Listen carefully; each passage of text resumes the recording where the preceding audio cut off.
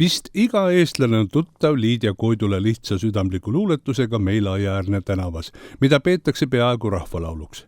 Siiski on teada, et luuletus pole tervenisti algupärand, vaid laen saksa keelest. Ka oma esimesed luulekatsetused kirjutas Liidia saksa keeles ja usaldas neid ette lugeda vaid Lilli Suburgile, oma sõbratarile Pärnu kõrgema tütarlastekooli päevil. Juba varajases nooruses oli Liidia isa Johann Voldemar Janseni peamine abiline ajalehe Pärnu Postimees koostamisel. Keeleoskuse edenedes kasvas julgus end eesti keeles kirjanduslikult väljendada ning tema esimene jutustus Kivirist avaldati anonüümselt isa ajalehes 1861. aastal.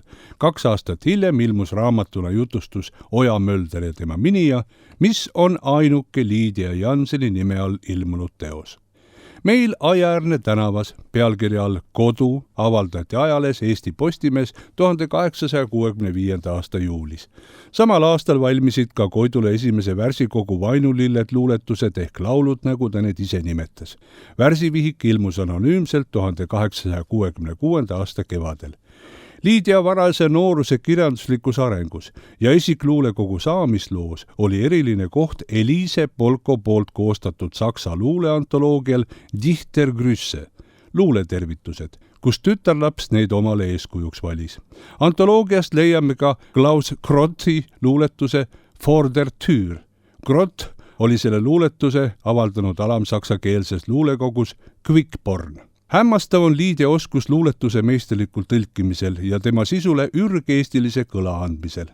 Poetessi isiklikud mälupildid on aidanud selle mõtet nii piltlikult väljendada, et see on kujunenud üheks armastatumaks Eesti luuletuseks läbi aegade. Vainulilledest leiame veel mitmeid saksa luulest laenatud laulude juhtmotiive, mõningaid kujundeid ja värsiehitust. Eeskuju luuletuste sisu on ta aga täiendanud omapoolsete kujutluste ja mõtetega ning värsimõõdu kohandanud Eesti sõnarõhkudele. Nii on need oma lihtsa vormiga rohkem noore autori algupärased luuletused kui sõnasõnalised tõlked.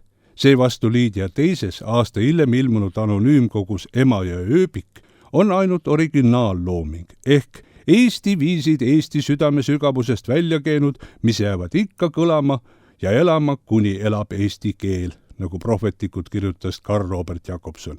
Jakobson avaldas koolilugemikke koostades mitmeid Liidia luuletusi ning pakkus autorile pseudonüümiks Koidula, mille poetess pisut kõhklevalt omaks võttis kirjaniku nimena.